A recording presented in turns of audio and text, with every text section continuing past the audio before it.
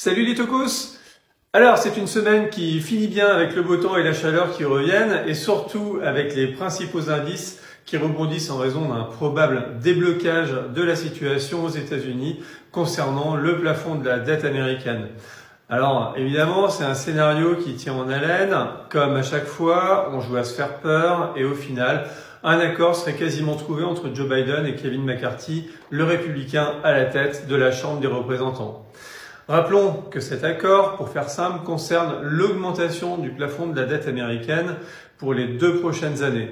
Actuellement, il se situe à 31 400 milliards de dollars et il est atteint. Bon, sinon l'inflation hors alimentation et énergie est en hausse de 4,7% sur un an en mai selon l'indicateur PCE Core. Et ça, ce n'est pas une très bonne nouvelle car tout résiste, la croissance, la consommation, l'inflation, etc. Mais je vais y revenir. Alors, cette semaine, mal engagée à cause des négos sur la dette américaine, se termine finalement plutôt bien avec un CAC qui gagne 1,24% à 7319 points aujourd'hui pour ne perdre que finalement 2,31% sur la semaine. Toujours en Europe, l'Allemagne est officiellement entrée en récession au cours du premier trimestre. Bon, une légère récession. Rappelons qu'une récession démarre à partir du moment où sont constatés 2 trimestres de croissance négative. C'est un fait marquant, n'empêche, pour la première économie européenne. Ce n'est pas encore le cas de la France qui bénéficie toujours de pas mal d'aides et de boucliers de toutes sortes qui pour l'instant nous maintiennent sous respirateur artificiel. La question est pour combien de temps évidemment. Le chiffre de la semaine, 24,8%. En effet, selon la Fédération des promoteurs immobiliers, les mises en vente de logements neufs ont reculé de 24,8% au cours du premier trimestre. Il s'agit du niveau d'offre le plus bas depuis près de 30 ans.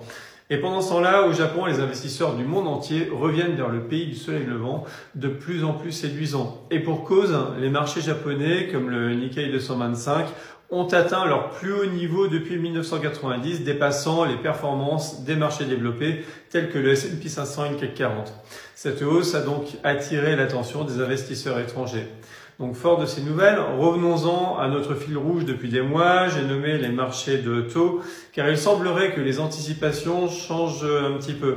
En effet, il n'y a pas si longtemps, le consensus anticipait une baisse rapide de l'inflation et donc une baisse des taux d'intérêt aux États-Unis dès la fin 2023.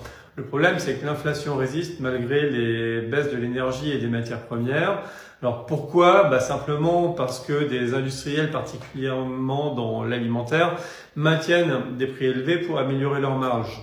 Ils achètent à des niveaux de prix normalisés, mais ils vendent toujours aussi cher. Résultat, comme le disait Coluche, au final, c'est nous qui payons.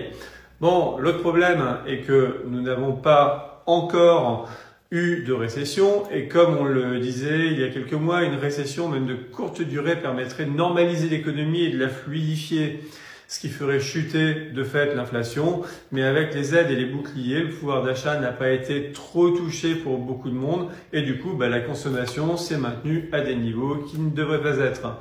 Résultat, l'inflation ne baisse pas aussi rapidement que prévu et les banques centrales vont devoir stopper les hausses de taux, mais ne les baisseront que lorsque l'inflation fléchira vraiment. Donc, on vise une baisse des taux finalement qu'aux environs du T2 2024. Ensuite, ce sera enfin le retour à la normale avec un vrai ralentissement de l'économie et même une petite récession probable. Et enfin, un vrai recul de l'inflation. En clair, l'économie va ralentir tranquillement, ce qui est plutôt positif en vue d'un atterrissage en douceur et d'une normalisation.